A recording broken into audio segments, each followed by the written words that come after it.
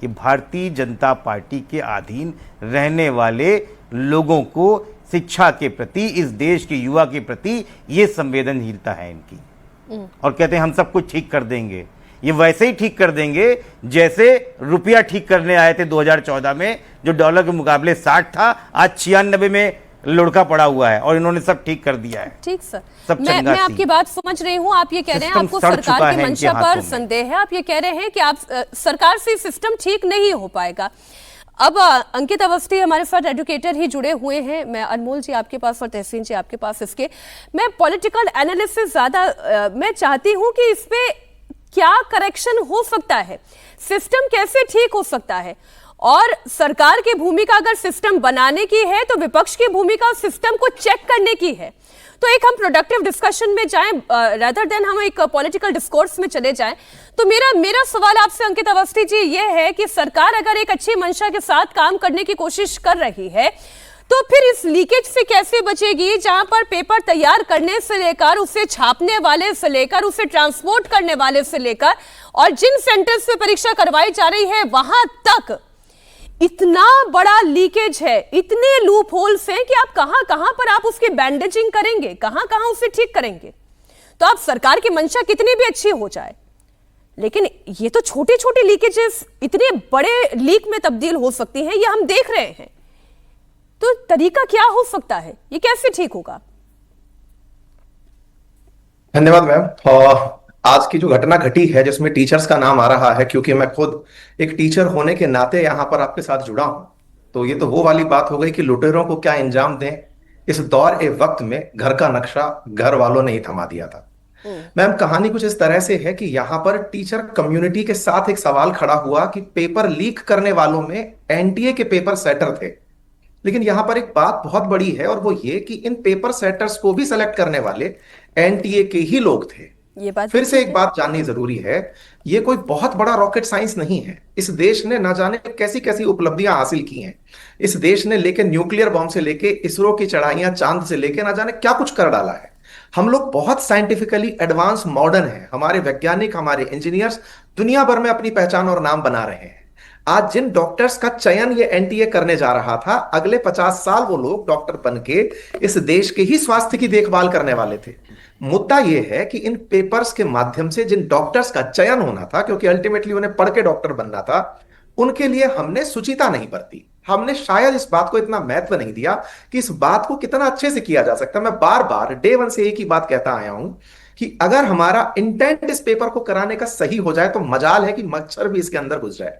अब आप पूछेंगे कि साहब ये तो सरकार के ऊपर सवाल उठा दिया। नहीं मैम, हो क्या रहा है ना कि सरकार अपने स्तर पर समझती है कि हम परीक्षा आयोजन करता है, और बार में अभी थोड़े दिन पहले आपने एनटीए चीफ का भी बयान जो अभी कमेटी के सामने उन्होंने दिया कि हमारे स्तर पर लीक नहीं हुआ।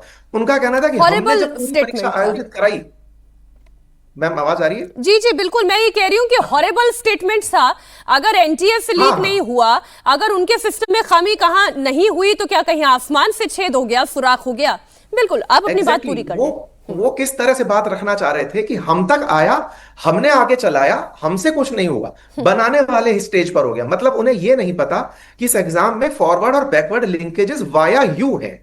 अगर बैकवर्ड लिंकेजेस से भी लीक है तो वो जिम्मेदारी लेने की, अकाउंटेबिलिटी लेने की जिम्मेदारी आप पर आती है। खैर, अब सवाल यह आता है कि इसका सॉल्यूशन ओरिएंटेड बातें, क्योंकि मैं अब राजनीतिक डिस्कोर्स में एंट्री नहीं करूंगा। मैम देखिए, पेपर में बहुत स्पष्ट रूप से बायोलॉजी, फिजिक्स, केमिस्ट्री, बहुत ही आसान से 3 सब्जेक्ट जो 11th 12th लेवल के आपसे पूछे जाते हैं, जिनमें चैप्टर्स हैं। आजकल कोचिंग तक में मैम जो बहुत अच्छी अच्छी कोचिंग इस समय इस देश के अंदर चल रही हैं, अच्छी कोचिंग से मेरा मतलब है जो बहुत ही सुचितापूर्ण तरीके से अध्यापन का कार्य कर रही हैं, उन तक ने सब्जेक्ट स्पेसिफिक टीचर रखे हुए हैं। सब्जेक्ट में भी चैप्टर स्पेसिफिक टीचर रखे हुए हैं कि अगर किसी को थर्मोडायनेमिक्स पढ़ानी है तो वो थर्मोडायनेमिक्स पढ़ाएगा, टैक्सोनॉमी वाला टैक्सोनॉमी पढ़ाएगा, मोशन में किसी की अगर स्टेप वो है तो वो वही सब चैप्टर पढ़ाएगा। मेरा कहने का मतलब ये है, जब आप देश के लिए 1.25 lakh doctor at A go choose करने वाले हैं, तो क्या आप 50 टीचर 50 चैप्टर के लिए नहीं रख सकते थे? पहला काम। दूसरा, हमारे देश के अंदर जब एआई इंपैक्ट समिट का आयोजन होता है यह जानने के लिए कि आर्टिफिशियल इंटेलिजेंस भविष्य के लिए कितना इंपॉर्टेंट हो सकता है और उसका प्रभाव हम पर कितना हो सकता है, मैम मैं आपके सामने 5 मिनट के अंदर, अगर मैं कभी स्क्रीन शेयर कर पाया तो दिखाऊंगा, 5 मिनट के अंदर आप तीनों सब्जेक्ट के इतने रैंडम क्वेश्चन प्रिपेयर कर सकते हैं सिंगल एक प्रॉम्प्ट के थ्रू। आप सब्जेक्ट के लिए भी डालिए कि आप कमेंट के अंदर, प्रॉम्प्ट के अंदर डालिए कि एनसीईआरटी क्लास 11 चैप्टर 1 डालिए और उसके अंदर 10 अलग अलग सेट बनाइए, तो एआई आपको बना के दे दे रहा है। मतलब समझिए मैं दो बातें, क्योंकि फिर बात तो बहुत लंबी हो जाएगी और फिर हम उन बिंदुओं पे बात नहीं कर पाएंगे जो बात आपने उठाई है। तो पहली बात देखिए, मुझे सिद्धार्थ जी फिर आपके पास इसलिए आना पड़ेगा क्योंकि आज का ये जो पूरा पैनल है वो वन वर्सेस ऑल है, क्योंकि बात केवल सरकार से ही सवाल की है और आपसे ही सवाल ये पूछा जाएगा। तो जो बात अभी अंकित अवस्थी कह रहे हैं कि एनटीए सिलेक्टर्स ने ही चीटर्स को सिलेक्ट कर दिया, अब क्या बैकग्राउंड चेक ठीक तरीके से नहीं हो पाया, इसलिए ये सवाल पूछा जाएगा कि क्या एनटीए ही बिक गया या एनटीए के अंदर ही इतना बड़ा लूप होल है कि आपने ऐसे लोगों के बिना बैकग्राउंड चेक किए आपने उन्हें अपने सिस्टम का हिस्सा बना लिया जो कि खुद इस लीकेज में शामिल है। सिद्धार्थ जी देखिए मीनाक्षी जी, पैनल आज का आपका ऑल वर्सेस वन नहीं है, ऑल वर्सेस नन है। और मैं भी आप ही के साथ खड़ा हूं, सरकार भी आप ही के साथ खड़ी है, सरकार देश के छात्रों के साथ ही खड़ी है, सरकार देश के युवाओं के साथ ही खड़ी है, कोई कंफ्यूजन नहीं है। देश के शिक्षा मंत्री ने बड़ी स्पष्टता के साथ कहा था एनटीए की भी जवाबदेही को तय किया जाएगा। हमने एनटीए छोड़ी है, हमने, सरकार ने अपनी जिम्मेदारी ली, ये जिम्मेदारी हमारी है, हम उस जवाबदेही पर खड़े उतरने चाहिए। मैं आपको फिर दोहराता हूं, देखिए पिछली बार जब ये घटना हुई, हमने राधाकृष्णन जी की अध्यक्षता में कमेटी बनाई। उस कमेटी का उद्देश्य एक ही था, उसमें बहुत बड़े बड़े लोग लिए गए, देश भर के लोग लिए गए, प्रोफेसर गुलेरिया स्तर के लोग उस कमेटी का हिस्सा थे।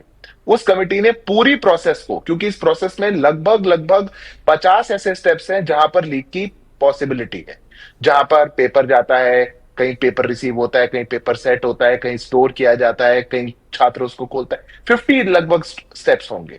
उनने सभी स्टेप्स का असेसमेंट किया, उन्होंने हर स्टेप पर अपना सुझाव दिया कि यहां पर क्या किया जा सकता है कि इस लीक को स्टॉप किया जाए। उसमें पेपर सिलेक्शन कौन करेगा उसको लेकर के भी सुझाव था। एनटीए को यह मैंडेट दिया गया कि जो हमने एक्सपर्ट कमेटी बनाई है, जो उनका सुझाव आया उसको आप 100% लागू करिए, उसमें जिस प्रकार का क्राइटेरिया चुना गया है, जिस प्रकार के लोग चुने गए उसको लागू करिए।